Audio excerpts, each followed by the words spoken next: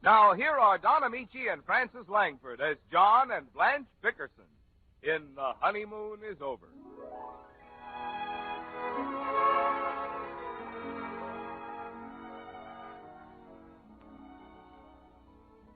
For once, the walls of the Bickersons' apartment do not resound with the persistent snoring of husband John, more's the pity.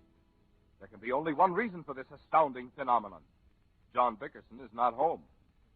2 o'clock in the morning finds Mrs. Bickerson on the telephone with Sister Clara. Listen. What did you say, Blanche? I said I haven't heard from John since he left for work. You'd think he'd telephone me or something. Well, maybe you tried to call. You've had the phone tied up for over an hour, Blanche. You called me 3 times. He's never done this before. I think he wants to upset me. He gets so angry every time I spend $1. He says I'm the biggest spendthrift in California. Am I, Clara? I don't think so. Well, John does. And you know how careful I am about money. Yes, Blanche. Well, I have to give the baby his bottle. You do? What time is it there in New York? It's almost 5:30 in the morning. You only get the bottle every 2 hours now. He's 4 weeks old. He hasn't gained much, though. What does he weigh? 61 pounds. I don't like the doctor we have now. He thinks George is too heavy. I think he's the cutest little thing I ever saw. Did John's shoes fit him all right? Well, they pinch a little in the toes. Oh, you can get him stretched. Oh, I think John's here. Goodbye, Clara. John? I can't find the blasted light switch. Oh, I'm so glad you're home, sweetheart. I'm in here. Huh? Never mind the light. Come right to bed, darling. Oh, I must have the wrong apartment. Excuse me, madam. John, come back here. Oh. Where have you been? Working. Let me get undressed. I'm exhausted. Why didn't you call? Don't throw your good coat on the floor, John. You can sweep it up in the morning. No call, no message, no nothing. Why didn't you call? Didn't have a nickel. You did, too. You had $1 in your pocket this morning. Who'd you take to dinner tonight? The whole chorus from Earl Carroll. That's me, boy. Diamond Jim Bickerson. Don't be so funny. Oh, I'm not funny. I'm exhausted. I bet you never even thought of calling me. Other men call their wives. If Mel Shaw leaves the house for even 5 minutes, he calls Louise. Calls her what? What you care about me? I've been sitting here worrying myself into a stew. What did you eat? Stew. John Bickerson, let me look at you. Are you sure you've been at the office till now? Well, where do you think I've been? I don't know. You didn't pass a cocktail bar on your way home, did you? I never pass a cocktail bar. That's what I thought. You had a drink. I did not. You had more than one. I didn't have any. Then why are you trying to take your pants off over your head? What pants? This is a sweater you made for me out of your old slacks. I'm the only man in town with a V-neck seat.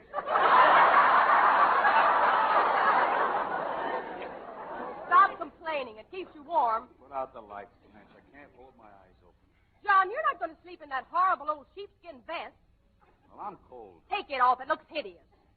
Nobody sees it. Now, you just get up and put on some pajamas. I hate pajamas. They strangle me. Well, you can't wear that thing.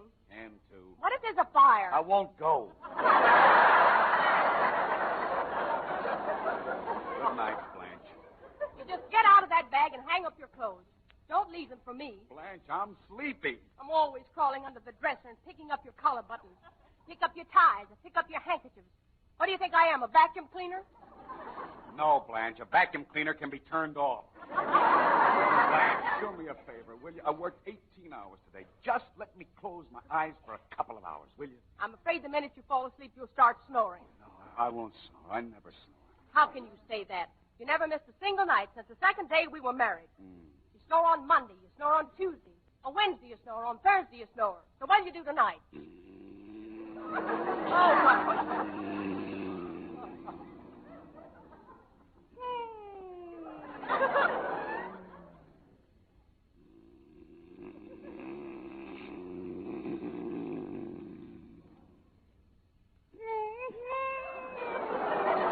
nobody would believe it.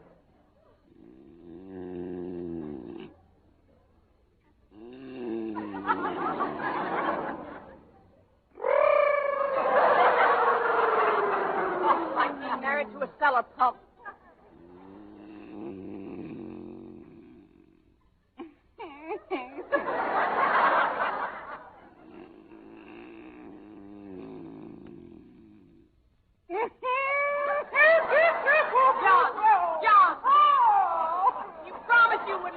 the minute you close your eyes, you start it. Blanche, what do you want from me? I won't stand for it. Go sleep in the guest room.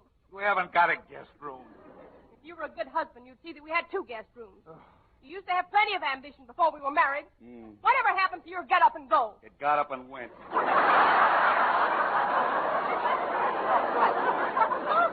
might have known you'd be like you are. Selfish, inconsiderate, and thoughtless. You didn't even send me a Valentine card. St. Valentine's Day isn't until tomorrow. It's still tonight. Tonight was yesterday. Today is tomorrow. What? And I know you didn't send a card because you didn't send me one last year. Well, I forgot last year. You always forget. You forgot my birthday. Bet you don't even know when you married me, do you? No, I don't. John Bickerson, you don't know when you married me? When? Oh, I thought you said why. I suppose you think you were a great catch. I could have married a half a dozen of the wealthiest men in town. No, I had to fall for your smooth talk. You kept calling me your buried treasure. Didn't you? Didn't I what? Didn't you always call me your buried treasure? Maybe I did. Well, what have you got to say now? I'm sorry I dug you up. Good night, Blanche. Sorry you dug me up. There was another girl in our crowd who ever gave you a second look. Oh, I don't know about that. Most of those dames thought I had what it takes. Maybe you had it, but who took it? What did I get out of this marriage? Jewels? No. Clothes? No. Money? No. What did I get? No. I'll tell you what I got. A one-room apartment and a leaky icebox. Leaky icebox. Every night my pillow was wet from my tears. Put a pan under it. You're not listening to me. You don't care what happens. Wish I'd never been born. Oh, Blanche, what's the matter with you? Why don't you go to sleep? How can I sleep? How can I sleep when I know you don't love me? Who said I don't love you? Well, you never tell me you do. I tell you 1,000 times a day, I offer to pay a man $50 for a 6-inch tattoo that says John loves Blanche. Why did you object? Because it would show when I wore my evening gown. Well, I was going to let him do it on me, too. Anything to put a stop to that same question night after night after night. If you'd only say it once of your own accord, I'd never ask you. Okay, I love you. You love me only? Yes. When I'm away from you? Yes. Well, say it. I love you only when you're away from me.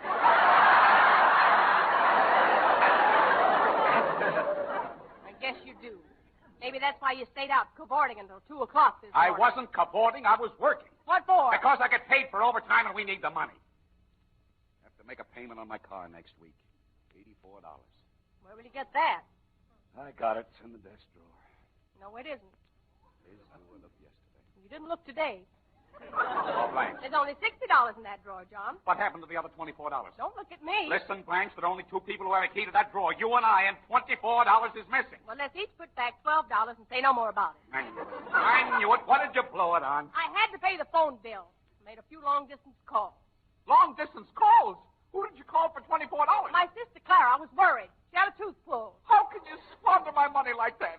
I deny myself everything. Do I even buy toothpaste? No. I've been brushing my teeth with a whisk broom. My 6 tinfoil and my cavities to save on dentist bills. I've been wearing an upper plate that belongs to my cousin. And she calls New York every 5 minutes. Don't make such a fuss. Clara's my only sister, and I have a perfect right to call her. Anyway, Barney's in the hospital. Who's Barney? Clara's husband. When he was out looking for a job, he tripped over a bar rail and 2 cases of bourbon fell on his head. Well, it's the first time the drinks were ever on him. How can you say that? Barney's not cheap. He takes good care of Clara. She has a lovely home, and they've got money for everything. Oh, sure. Money for everything. Don't sneer. Last week, Clara had her tonsils taken out and Venetian blinds put in.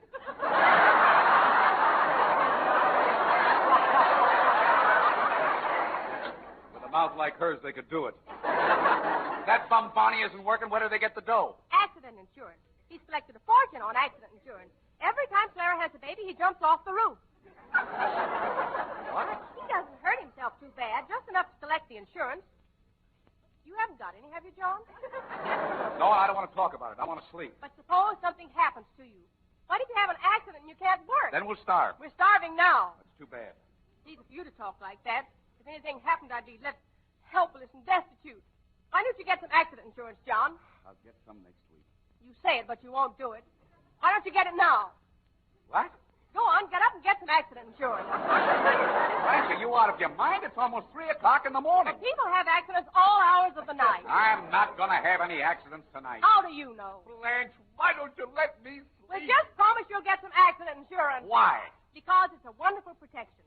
Clara told me 2 weeks ago a man broke his hip and he got $5,000. Last week, Barney fractured his skull and got $10,000. What about it? Next week, you may be the lucky one. Good night, Blanche. Good night, John.